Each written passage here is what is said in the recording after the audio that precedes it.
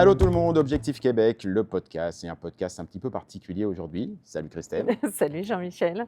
Un petit peu particulier parce que vous le savez, désormais le podcast est disponible en vidéo. Il est disponible sur YouTube et sur toutes nos plateformes. Et pour le coup, aujourd'hui, si vous aimez les effets waouh et que vous avez commencé à écouter ce podcast en version audio, je vous conseille quand même d'aller vite fait sur la version vidéo parce que vous allez voir un truc d'une beauté absolument incroyable. On est en plein cœur de Québec, on est sur la place Diouville et on est dans un lieu, bon, Christelle, le lieu, il dirait Splendide. Ouais, voilà. Splendide. Splendide. Bienvenue à tous. Bienvenue au Niji Sushi Bar. C'est beau, hein? C'est beau, ça fait du Ouais. bien. Tu te rends compte que c'est nos premiers podcasts vidéo quand même. Premier podcast vidéo. Alors, Non, mais on a le Oh. droit d'être un petit peu ému quand même, parce que c'est un projet quand même qui date de... alors c'est vrai que la première fois que tu as parlé, sans me prévenir en plus, évidemment, ça c'est ton habitude, la première fois que tu m'as parlé du podcast vidéo, je crois que c'était il y a un peu plus d'un an. Oh oui, puis c'était déjà dans ma tête il y a plus d'un an. Alors, je me souviens, juste pour l'anecdote, quand elle m'a parlé du podcast vidéo, je me suis dit, oh, on va trouver un studio dans Paris, on va faire quelque chose de bien et tout ça et Ouais. tout. C'est vrai que tu as dit ça. Et je t'ai écrit, je t'ai envoyé les propositions et tu m'as dit, écoute mon gars, t'as pas vu un truc, c'est écrit Objectif Québec. Et nous voilà à Québec. Bah oui, moi je trouve que ça va être beau, ça va être, on va aller à la rencontre des vraies personnes qui font le Québec. Donc c'est chouette. Des vraies personnes qui font le Québec. Et pour ce numéro, pour cet épisode, il y a un truc, je sais que tu aimes les symboles. Tu as commencé Objectif Québec il y a plusieurs années, tu as commencé le mois du Québec il y a plusieurs années, et lors de la première tournée du mois du Québec, à Bordeaux, je crois, il semblerait qu'il y ait quelqu'un qui ait légèrement poussé la porte. C'était les tout débuts, les balbutiements, C'est vrai. Il n'y avait pas beaucoup de monde. il n'y avait pas beaucoup de monde, et pourtant il en a fait du chemin, il en a fait vraiment du chemin. Salut Arnaud. Salut, ça va bien? Ça va Arnaud? Bah oui, ça va bien. Je suis content de vous accueillir Ah, ça nous fait dans notre plaisir. belle ville de Québec. Ah ouais, Que tout le monde veut partir au Québec, mais à Québec, il n'y en a pas tant que ça. C'est bien de le dire. ah, c'est vrai, c'est vrai. Bah, là pour le coup, après l'épisode d'aujourd'hui, je pense qu'ils vont être nombreux à vouloir venir. Quand ils vont voir la beauté du lieu, et croyez-moi, le lieu est magnifique, mais tout autour, on est dans le vieux Québec. Mm. Franchement, c'est moi c'est l'un de mes endroits préférés au Québec. Voilà, Bah, on pour en est avoir fait dans pas mal. un des plus beaux endroits du monde, je pense. Carrément. Tous les matins, quand tu viens là, tu vois les portes Saint-Jean, le palais Montcalm.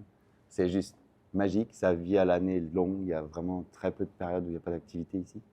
On sent déjà le passionné. On a dit où on était là? Ou tu l'as pas dit encore? Ah si, je l'ai dit. Ah, on l'a Place dit. du Puy. Je l'ai C'est dit. le centre névralgique du Vieux-Québec pour tous les gens qui viennent en vacances ou qui s'installent. Mm. C'est la place où il y a les pires vents de la ville, mais c'est celle où il y a le plus de monde qui passe, on va dire ça comme ça. Mais c'est vraiment un lieu magique. Quand tu arrives ici, il faut quand même avoir conscience que la plupart des gens dans le monde rêvent de venir ou économisent toute leur vie pour une semaine, puis nous, on y est tous les jours. C'est vrai. Donc c'est Ouais. juste magique.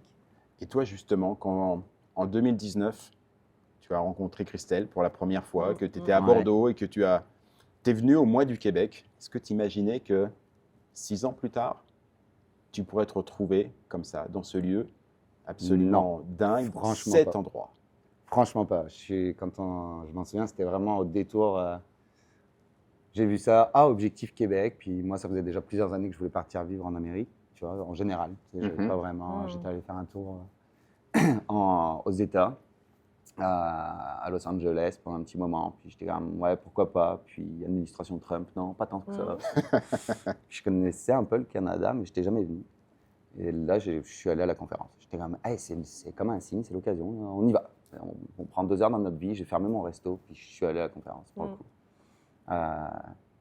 Et écoute, ça a germé. J'étais comme, ok, c'est là, je vais finir de tout vendre, puis je vais partir. La Covid est arrivée. On n'a pas lâché la rampe, on n'a pas lâché non plus l'idée de Ouais, partir le avec projet. Objectif Québec. Fait qu'on a été à la conférence d'après la Covid. Ok.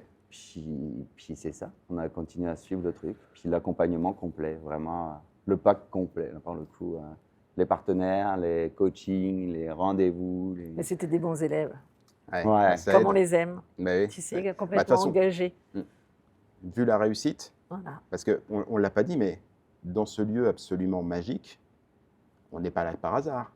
C'est un- Non, moi je travaille ici, je suis directeur adjoint de Niji, c'est le dernier bébé du groupe Grandio. Puis c'est vraiment genre un gros projet pour le groupe, parce que c'est un groupe qui a beaucoup de restos, de déj, de fêtes comme la Cage au Sport, les Bordelais connaissent, bientôt à Aix. C'est pas vraiment leur type de restauration de prédilection, on va dire ça comme ça, mais ils s'y sont venus, ils ont acheté un resto qui a été construit par Hélène il y a 18 ans, par Hélène Tran, puis c'est vraiment un resto d'une histoire d'amour pour elle, tu comprends? Donc j'ai embarqué dans le projet, puis ça a été un gros projet, avec des gros travaux. Mais il est ouvert, il est lancé, ça cartonne, puis on a vraiment du plaisir à être là. C'est vraiment, vraiment un plaisir. On peut revenir un peu sur son parcours. Bah oui, parce que il est modeste. Je voulais absolument qu'on pose le décor et que tu puisses nous dire ce que tu fais ici, dans ce cadre, mais le parcours pour en arriver là. Enfin, je pense que ceux qui nous regardent, ceux qui nous écoutent aujourd'hui, vont se dire waouh, quand même, parce que ça a été un peu long. Genre, avant Covid, j'avais un petit restaurant à Bordeaux. Puis la Covid a tout stoppé. On a quand même réussi à le vendre, comme tout le monde. C'était pas simple. Il restait un peu d'argent, on va dire assez pour venir là. À l'époque, j'étais avec mon ex-mari. On a choisi la filière études. Lui n'avait pas de diplôme en restauration ni en hôtellerie, mais il travaillait dedans depuis toujours aussi. Donc, lui a repris ses études à Merici College. D'accord. Moi, je suis arrivé en disant, moi, j'ai le meilleur métier du monde. Donc, regarde, j'étais chef d'entreprise, mais je suis cuisinier de formation, serveur, plongeur. C'est pas grave. Je vais repartir à zéro. Je connais pas le Québec, je sais pas comment on travaille. Je connais pas le management. Donc, il faut tout reapprendre. Puis, on est arrivé juste à côté, rue d'Auteuil. C'est vraiment juste derrière les portes, là, à 3 minutes à pied. Puis, par Objectif Québec, mine de rien. Un coup de fil, ça faisait 2 semaines que j'étais là, qui me dit va en bas de la rue, passe un entretien d'embauche au Cochon d'Inde Saint-Jean. Je dis, ok, bon, je pensais prendre des vacances, mais je vais y aller. J'y suis allé vraiment reculons, j'ai été voir avant, j'étais comme c'est un groupe, c'est une chaîne, puis tu sais, en France, on n'a pas une belle image. Là. Ouais, c'est vrai. Donc j'ai rencontré Martine, qui est la directrice, qui est toujours la directrice de ce restaurant-là. Puis j'ai découvert un groupe de restauration québécois, c'était Resto Plaisir. Aujourd'hui, il a fusionné avec Grandio. Mais ça reste des groupes québécois. Puis le management ici n'a rien à voir. Et j'ai embarqué comme gérant de salle à manger. Voilà. Donc je suis arrivé vraiment en disant écoute, moi j'ai tout à apprendre. Oui, j'ai du background, mais je ne sais pas faire. Voilà. Je ne suis pas québécois, je ne sais pas faire. Là. Mais tu vois, Arnaud dit quelque chose quand même de super important qu'on ne cesse de répéter à chaque fois dans tous les podcasts. Mais c'est cette humilité dont il a fait preuve, en fait. Parce qu'il a accepté, il l'a dit, il était chef d'entreprise. Ouais. Hein, ça demande du courage de se dire, je suis chef d'entreprise. Et il a dit quelque chose d'important, il a dit, moi je suis prêt. J'ai été prêt, j'ai été toutes les opportunités, puisque j'ai fait tous les postes presque, je suis capable de tout faire. Et en fait, je pense que c'est ça qui fait, c'est pas que je pense, c'est sûr. Qui fait la différence de ceux qui réussissent vraiment. C'est d'autant plus admirable qu'en plus, tu étais chef d'entreprise dans un secteur en France particulièrement réputé, la restauration française est réputée dans le monde. Donc il peut y avoir quand même la tentation naturelle de dire, écoutez, j'arrive au Québec, mais les gars, la restauration, c'est de chez nous, ça nous connaît, j'ai une certaine expertise. Et malgré ça, tu as eu l'humilité de dire, non, allez-y, apprenez-moi, il faut que je sache. Écoute, j'ai beau avoir travaillé en gastronomie en France, j'ai jamais fait des œufs tournés, saucisses, bacon, avec un bacon croustillant, ni un pudding chômeur à l'érable. Donc non, je ne connaissais pas le Québec. Mais ouais, le management est très différent. Puis je pense qu'il ne faut pas oublier que c'est nous les immigrés. Ouais, c'est ça. On n'arrive pas en terre conquise. Oui, c'est le Québec. Oui, on a un passé commun, on a une histoire commune. Moi, je suis assez fan de l'histoire du Québec. Puis je pourrais te faire une visite guidée du vieux, là, en mode touriste. Mais ouais, tu arrives dans un nouveau pays, une nouvelle nation, une nouvelle façon de penser, de faire les choses, de travailler. Je pense que ce qui résume bien l'entreprise, c'est qu'en Europe, on utilise les gens comme des outils, on les écrase. Ici, on les fait grandir. Ça fait une différence. Donc, c'est vraiment un management à apprendre complètement. Puis, une vision de l'entreprise qui se fait à long terme, vraiment. Puis, une reconnaissance du travail que tu fais, pas de tes diplômes ou de quoi que ce soit. C'est vraiment la personne qui est reconnue ici. Mais tu vois, moi, j'insiste toujours sur cette humilité-là parce qu'elle est primordiale. Elle est vraiment primordiale. L'attitude qu'Arnaud a eue, quand je dis c'est la réussite, je sais que j'en parle beaucoup, je le redis, mais cette humilité-là de dire, comme tu l'as souligné, quoi, c'est-à-dire que je sais ce que ce dont je suis capable de faire, je sais que je gère ce que j'ai à gérer en France. Et en fait, il est arrivé là, puis il s'est dit, non, j'ai tout à apprendre et je suis prêt à apprendre. Et en fait, ça fait toute la différence parce qu'il aurait pu tomber dans le piège. Ah oui, c'est Parce sûr. que là, pour lui, le métier dans lequel il était, en tout cas, c'était facile de tomber dans le piège et puis de se dire, oui, non, moi, hors de question que je redescende, hors de question qu'on m'apprenne quoi que ce soit. Et encore, même maintenant, il le fait encore avec humilité. Et en fait, ce qui fait la différence, le parcours, il va nous détailler un petit peu pourquoi, jusqu'où il en est arrivé là, mais c'est vraiment son attitude. Et on peut faire tout ce qu'on veut, on peut monter les meilleurs dossiers du monde. Non, mais c'est vrai, on peut avoir beaucoup d'argent sur son compte, on peut faire tout un tas de choses. L'attitude va rester la chose qui va déterminer à 80% le projet. Je peux te dire une expression que j'ai apprise à Québec, mais elle est un peu vulgaire, tu vois, mais pas tant. Là. Mais je fréquente peu de Français, donc ça s'entend un peu quand je parle, là, je fais un effort, vraiment. Mais il y a une belle expression à Québec, c'est il y a assez de trous de cul à Québec, il n'y a pas besoin d'en importer. Puis je pense que ça résume bien la mentalité québécoise, tu vois. Les gens ici sont très ouverts quand on vient, parce qu'il y en a besoin, on a vraiment besoin des gens de l'extérieur, on a besoin de compétences, on a besoin de main-d'œuvre. Ça va des femmes de ménage aux chefs d'entreprise, tu comprends? Mais par contre, on n'a pas besoin de gens qui viennent apprendre comment travailler. Je veux dire, les Québécois n'ont pas besoin qu'on leur apprenne à faire leur travail. Non. Ouais, mais c'est de l'humilité. Exactement, c'est de l'humilité. Je ne suis pas persuadé que ce soit naturel pour tout le monde. Dans tout ton parcours, parce que quand tu le présentes comme ça, effectivement, tu me présentes une extrême humilité, ça a l'air naturel pour toi. J'imagine que tu avais été copieusement briefé par la dame à ma gauche. Regarde. Il a été bon. Regarde son sourire. Non, mais ça fait partie des bons. Qu'est-ce que je te dise? C'était les premiers coachings, ils étaient un peu plus militaires que maintenant. C'est vrai, tu vois, il s'en souvient. Voilà. Mais quelles sont les difficultés auxquelles tu as dû faire face une fois que tu étais là quand même, malgré la préparation, malgré ce coaching quelque peu militaire?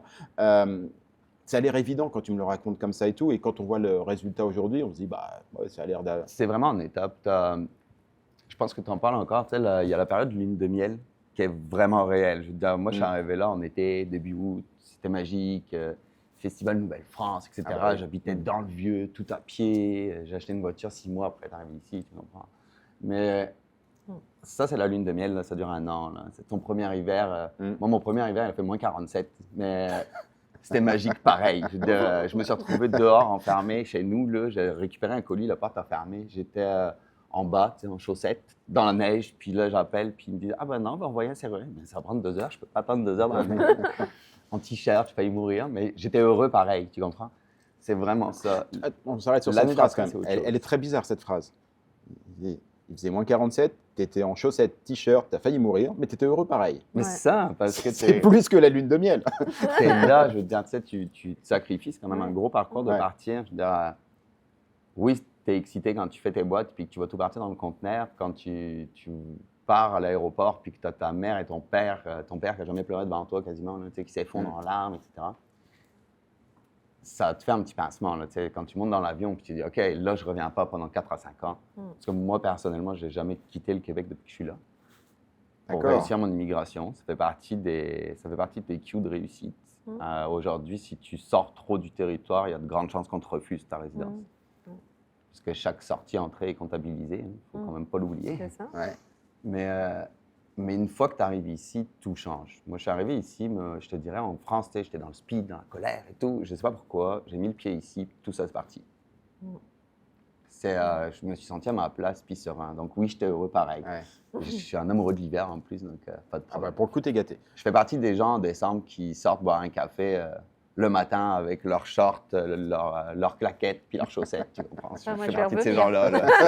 Je vais revenir. Je fais partie de ça. C'est tout l'intérêt de ce podcast vidéo. Je veux voir ça. Vraiment. Je sors mes poubelles le matin dans la neige avec juste mon manteau puis mon petit short que j'ai dormi puis mes claquettes. Donc oui, j'étais heureux pareil. Mais c'est ça. Ça, c'est ta lune de miel. Puis l'année d'après, en général, tu as un petit down. C'est-à-dire là, tu es confronté à la réalité du Québec. Donc oui, c'est beau, c'est génial. Tu gagnes de l'argent quand tu travailles beaucoup. Mais il y a des impôts pareils, il y a des problèmes pareils. Quand ton auto tombe en panne en plein hiver, tu t'en rends compte que c'est pas simple au Québec. Mais malgré tout ça, si tu t'ouvres aux gens puis que tu restes humble, tu restes simple, tu vas découvrir des gens absolument incroyables. Moi, j'ai découvert une nouvelle famille ici. J'ai réellement une famille de cœur, comme on dit, tu vois, une famille d'adoption ici au Québec. Puis c'est des choses que je pensais pas trouver ici. Et la famille, justement, tu viens de nous raconter un moment, moi, qui me semble assez fort, ce départ au moment où, j'ai bien compris, ton père pleure devant toi alors que tu ne l'as jamais vu pleurer. Pas souvent, on va dire ça. Et tu pars en sachant que pendant de nombreuses années, tu ne repartiras pas parce que le projet, c'est la résidence, Ouais. voilà et tout. Euh, le manque, cet éloignement, même si c'était voulu, tout ça et tout, tu l'as vécu comment? Tu le Moi, vis j'ai comment? vécu ça bien, mais après, dans mon parcours personnel, vite, je suis parti très tôt de chez moi. Donc, j'ai toujours été éloigné de ma famille. C'est pas quelque chose qui a été difficile. En plus, aujourd'hui, c'est plus facile qu'il y a plus de 20 ans maintenant, la première fois que je suis parti de la maison, hein, mais, où c'était encore des lettres en papier. Hein. Mais aujourd'hui, t'as FaceTime, t'as ton téléphone. C'est vraiment pas dur d'être éloigné. Ma mère est venue pour la première fois l'hiver dernier. Mon père est venu déjà 3 fois. Puis après, le reste de ma famille, écoute, je les ai pas vus. Mais ça n'empêche pas que je les aime, on se parle. Puis c'est ça, tu sais, je fais ma vie. Puis j'aime ça. Puis je pense que ta famille est heureuse quand tu es heureux. C'est vrai. En général, Ah, général, c'est plutôt pas mal comme ça et tout. Sur ton parcours, parce qu'on a présenté ce lieu absolument, absolument magique, mais la vie professionnelle au Québec n'est pas tout à fait régie de la même manière qu'on peut la connaître en France. Pas du tout. Je veux bien, on en a un tout petit peu parlé avant début d'enregistrer, je veux bien que tu me le racontes parce que c'est pas forcément non plus un long fleuve tranquille. Je voudrais pas que ceux qui nous écoutent aujourd'hui se disent oh, c'est idyllique, regarde, il rencontre Christelle en 2019 et lui fait une bonne stratégie militaire et tout ça et tout, il arrive, boum, ça marche tout de suite. Ouais, puis imagine si C'est je pas parle de la simple. voiture que je viens d'acheter, les gens vont vouloir s'expatrier tout de suite. C'est ça. Non, c'est pas simple tout de suite. Moi, j'ai commencé comme gérant. Gérant, en gros, t'es adjoint. En fait, t'es là pour gérer de la salle à manger puis faire un peu de paperasse. Alors qu'avant, tu étais propriétaire de ton restaurant. Ouais, j'ai eu plusieurs Ah, entreprises. Dans ma première société en France, je l'ai montée, j'avais 21 ans. C'est un tout petit truc, là, tu vois, mais quand même. c'est ça. J'ai eu une petite école de cuisine à domicile, j'ai eu un traiteur organisateur de réception, j'ai eu des gestions de restaurants, j'ai fait des créations d'établissements pour des patrons, puis j'ai eu mon restaurant et une pâtisserie américaine. Donc, Un petit ouais. parcours. Ouais, ça va. Hein? J'ai jamais été Plutôt un pas mal, grand même. restaurateur multimillionnaire français, tu vois, comme on en voit Ouais. à Bordeaux, là, mais j'ai fait mon petit bout de chemin à moi. Ouais, j'ai eu de la chance, on va dire ça comme ça. Et tu arrives ici et tu acceptes d'être que gérant, entre guillemets. Bah, mon entretien était simple. En fait, on était face à face, puis là est venue la question de combien tu veux.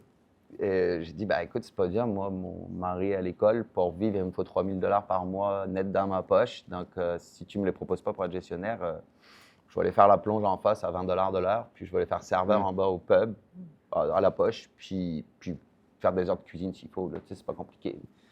Et c'est comme ça qu'elle m'a embauché. Ok. C'est pour ça qu'elle m'a embauché. Pour l'attitude. Pour l'attitude, exactement. Ouais, On sentait un c'est volontarisme pas pour quand le CV, même. c'est pas pour tout ça. Puis moi, je suis arrivé en me disant, c'est une chaîne, je veux pas y aller. Puis elle m'a pris un entretien en disant, bon, on me l'envoie, mais c'est un hostie de français. Mais vraiment, Ça partait bien. Ouais. vraiment. Donc, et elle m'a embauché pour ça, parce qu'on est devenus très amis, on est toujours très amis, même après que je sois parti. Et on en parle souvent. Et oui, c'est le fait que j'étais prêt à être cuisinier, serveur, plongeur, femme de ménage qui fait que j'ai été embauché. Ça, c'est très québécois, je trouve. Bah, oui, c'est très québécois, puis c'est d'actualité un petit peu partout maintenant. C'est très Quand tu es humain. un étranger, de t'adapter. Est-ce que c'est bien, pas bien, peu importe. Mm. C'est comme ça que ça se passe. Et il faut plus se poser la question de qu'est-ce qu'on fait pour y arriver. Je pense que c'est ce qu'Arnaud a réussi à... C'est une mise à l'épreuve continue Ouais. en entreprise, surtout pour les gens qui ont des postes de cadre. C'est vraiment une mise à l'épreuve continue quand on vient de France en particulier. Notre posture, notre façon de parler, notre intonation de voix est très vite perçue comme agressive au Québec. Il faut quand même en être conscient. Ouais, D'où la réputation des Français. C'est pas forcément parce que les gens sont méchants, c'est juste la façon dont on parle. Mhm. On est autoritaire. Juste notre manière de parler est autoritaire. Donc ça, ici, c'est comme un red flag. C'est no way. Mais tu dois te battre contre ça un peu en continu. Moi, j'ai été confronté à ça en permanence pendant 1 an. Pendant 1 an, ton patron passe à un moment X, puis t'entends parler à quelqu'un, puis là, il te tombe dessus. Il dit, oui, tu peux parler comme ça, tu comprends, nanana. Sauf que toi, t'es comme, ben non, mais il s'est rien passé.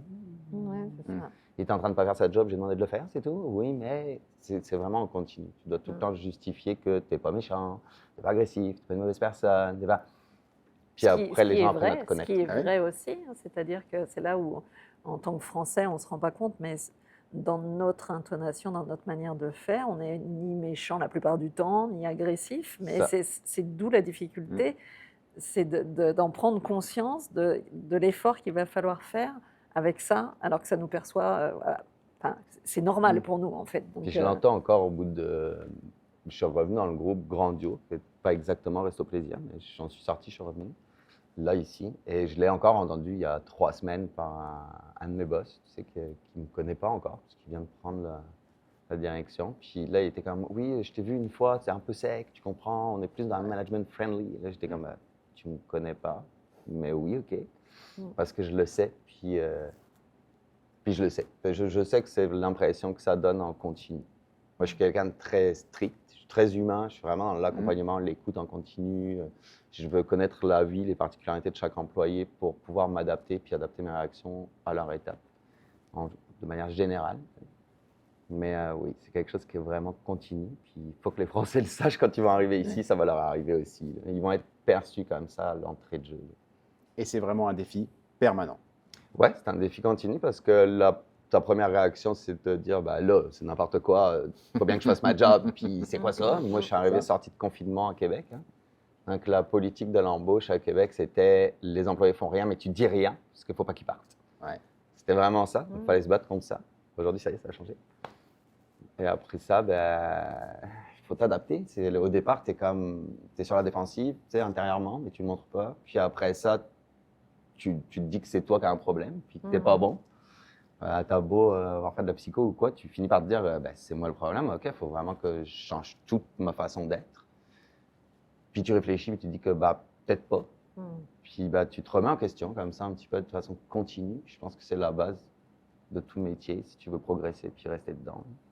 Ça fait combien de temps que tu es au Québec? Ça fait plus de 3 ans maintenant. Ça a fait 3 ans début août. Et en 3 ans, tu as changé combien de fois de job? J'ai pas changé de travail beaucoup. Je suis resté plus de 2 ans au Cochon d'Inde Saint-Jean. J'ai D'accord. divorcé entre-temps. Ok. L'aventure s'est arrêtée là pour mon couple, on va dire ça. Parce que ça aussi, ça fait partie des réalités Ouais, de on en l'expatriation. parle. Ouais. T'as beau avoir des projets communs, puis être en osmose avant de partir, ça peut tout changer une fois que tu es ici. Surtout quand il y a un qui est à l'étude, puis l'autre qui est au travail. La vie se scinde vraiment. C'est pas toujours évident. Donc, J'imagine. à part ça, qui dit divorce dit perte d'argent. Je pense que tous les divorcés le savent. Donc, j'ai changé de job pour augmenter mes revenus. Je suis passé dans un autre groupe québécois, parce que par contre, c'était hors de question que j'aille ailleurs que dans un groupe québécois. D'accord. Donc, je suis allé chez Normandin, qui est aussi un des plus vieux groupes québécois créés à Québec, par un petit monsieur dans sa roulotte, puis aujourd'hui qui a 50 restaurants, je crois, maintenant. 2 usines de production, etc. C'est vraiment genre l'emblème familial du Québec. Et je ne suis pas resté longtemps. Je suis passé un hiver chez eux. J'avais un bon poste. C'était une école sympa. C'était une bonne école. Une autre version de la restauration du Québec. Puis une autre découverte d'humain aussi. Je veux pas. Puis je suis revenu dans Grandio, parce que Grandio et Resto Plaisir, c'est une seule entité. D'accord. Tu as Donc, dit quand tu es 3 parti. places. 3, mais 3 ans, 3 places quand même. Ouais. Hein. Oui et non, parce qu'au c'est final, pas mal. Grandio, Resto Plaisir, c'est une place. Ouais. Mais différents endroits quand même. Tu as dit au moment où tu as quitté ta job la première fois pour rejoindre Normandin que tu voulais absolument aller dans un groupe québécois. Oui. Pourquoi? C'était stratégique? C'était par rapport à ton C'est acculturation? vraiment pas stratégique immigration. Je ne me vois pas travailler dans une entreprise qui n'est pas québécoise pour la mentalité de l'entreprise. Par D'accord. exemple, Ubisoft, ça ne marcherait pas pour moi. Il y a des groupes de restauration aujourd'hui qui ouvrent au Québec, qui viennent des États-Unis principalement.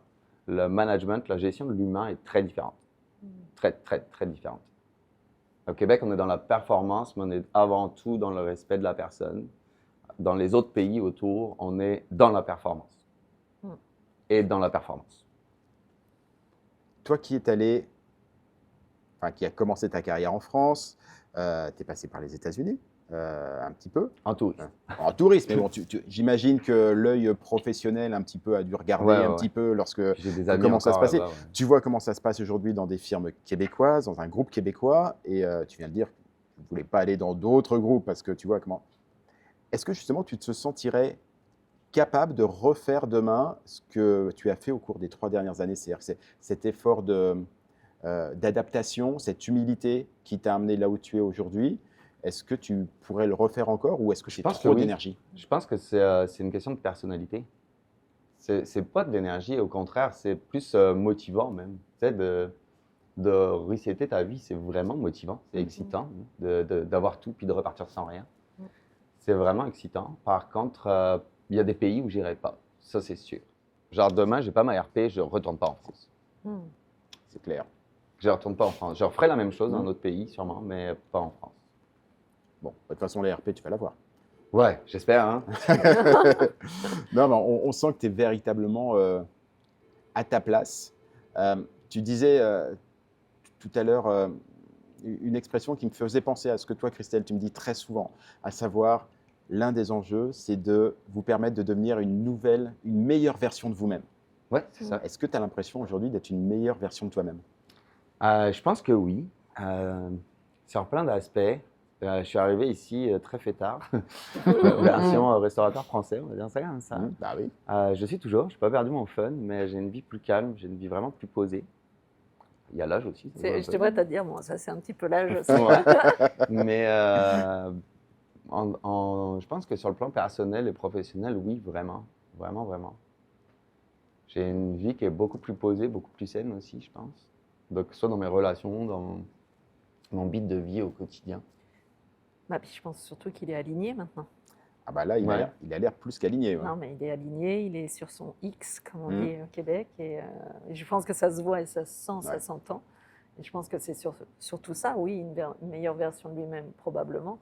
Mais surtout, il a été vers son pourquoi il est venu ici, en fait. Ouais, vraiment. Puis ça, comme je t'ai dit tout à l'heure, c'est la première fois que je suis arrivé ici, puis je me suis senti chez moi. Ouais. Pas au Québec, vraiment à Québec. Je suis chez moi ici, puis en particulier dans le Vieux-Québec. J'avais acheté un petit bloc Montmorency, c'est pas loin, là, c'est en face de l'île d'Orléans. C'est genre 9 minutes de voiture d'ici. J'ai passé tout l'hiver dernier là-bas, j'en pouvais plus, je l'ai vendu, puis je me suis réinstallé à Saint-Sauveur. C'est vraiment... Le Vieux-Québec, je pense que tu l'aimes ou tu le quittes, comme on dit en France. Ouais. Tu tombes amoureux de l'endroit ou pas. Mais C'est quand même difficile de ne pas l'aimer, le Vieux-Québec. il y a des gens qui s'y plaisent vraiment pas. Hein. Ah C'est oui? un village, tu sais. Le Vieux, c'est un village. Tu viens en touriste, c'est magique, c'est merveilleux. Tu vas faire ta photo au Château Frontenac, tu descends au Petit Champlain, tu fais des restos et tout, c'est top. Quand tu le vis au quotidien, quand tu vis ici, tu descends la rue, tu connais tout le monde te connaît. Tu vois, ça marche dans tous les sens. Un petit peu, hein. Donc, ça reste un village, mais un gros village. C'est-à-dire que quand tu descends la rue, tout le monde se souvient qu'un jour, on t'a vu en chaussettes, en t-shirt, C'est dans ça, moins 47. oui. En tout cas, les gens de la rue d'Auteuil doivent s'en souvenir. Ouais, effectivement. C'est lui. En lui, je tout le cas, il y en a reconnais. une paire qui s'en souviennent que tous les ans à Saint-Patrick, je me promène en kilt. Mais sinon. Si tu devais croiser celui que tu étais en 2019, quand tu es venu pour la première fois sur le mois du Québec, au regard de ce qu'a été ton parcours depuis, si tu avais un conseil à lui donner, un mot à lui susurrer, ce serait quoi? Tu lui dirais quoi toi-même? Vas-y, puis lâche pas. C'est vraiment ça. C'est vraiment ça. Vas-y, lâche pas. Suis ton rêve et lâche pas. Je pense qu'il faut le faire.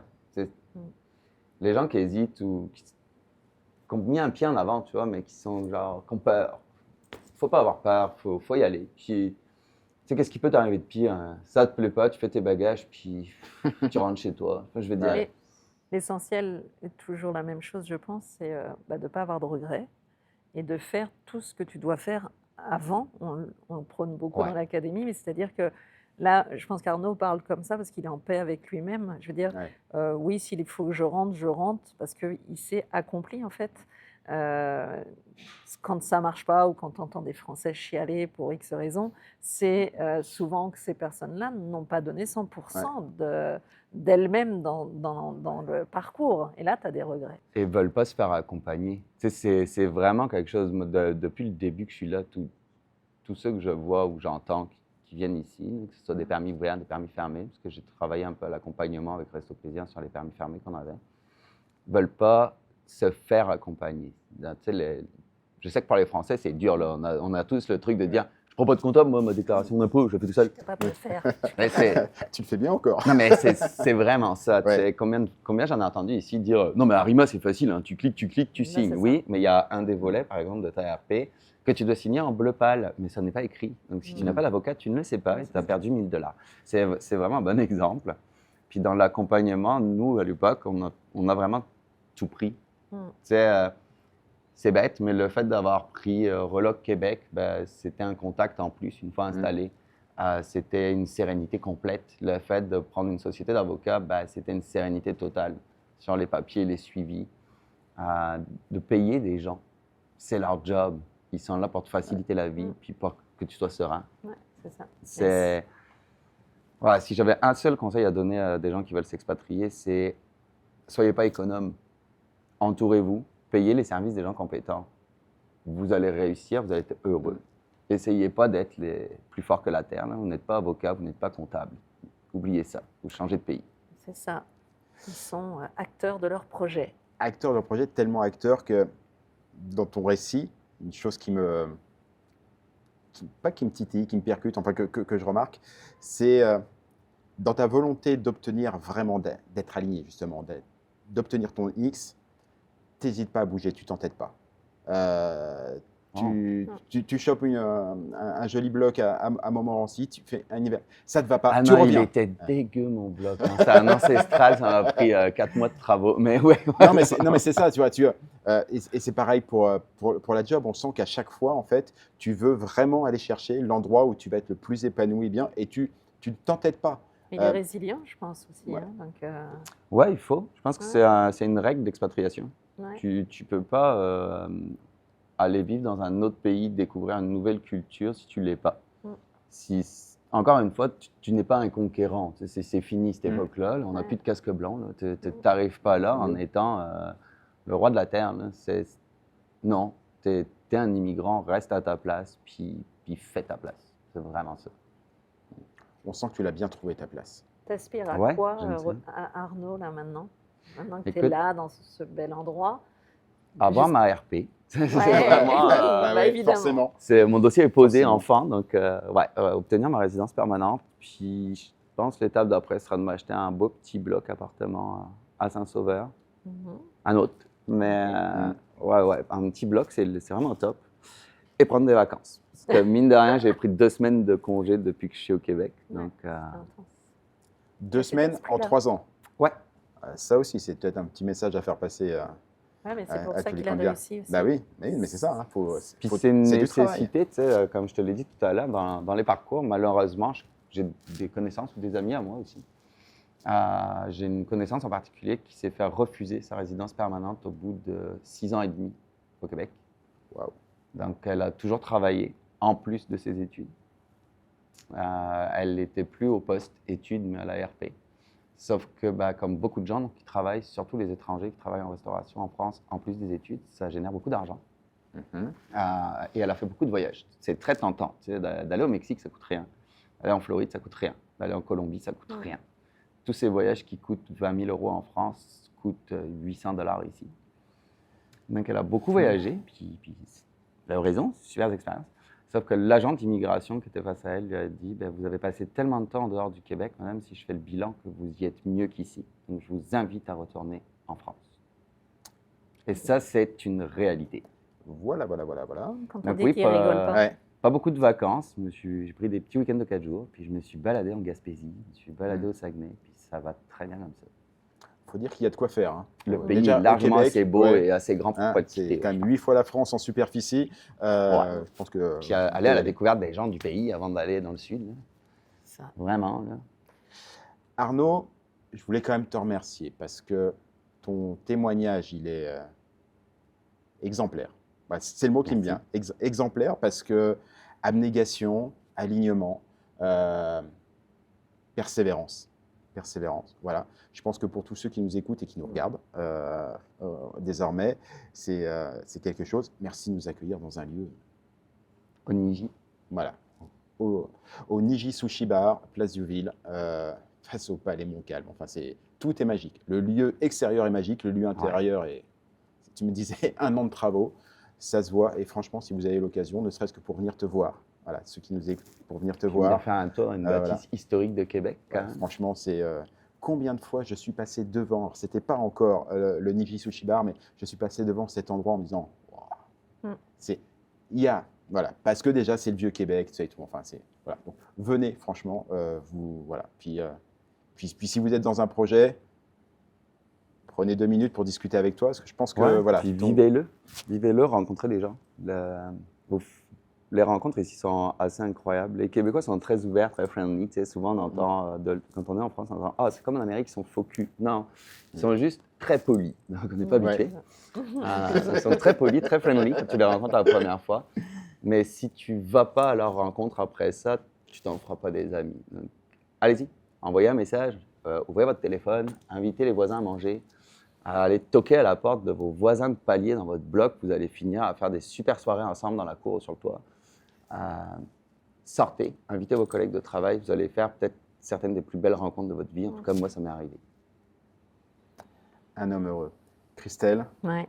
je pense qu'il te revient de, non pas de conclure, mais de pré-conclure cet épisode.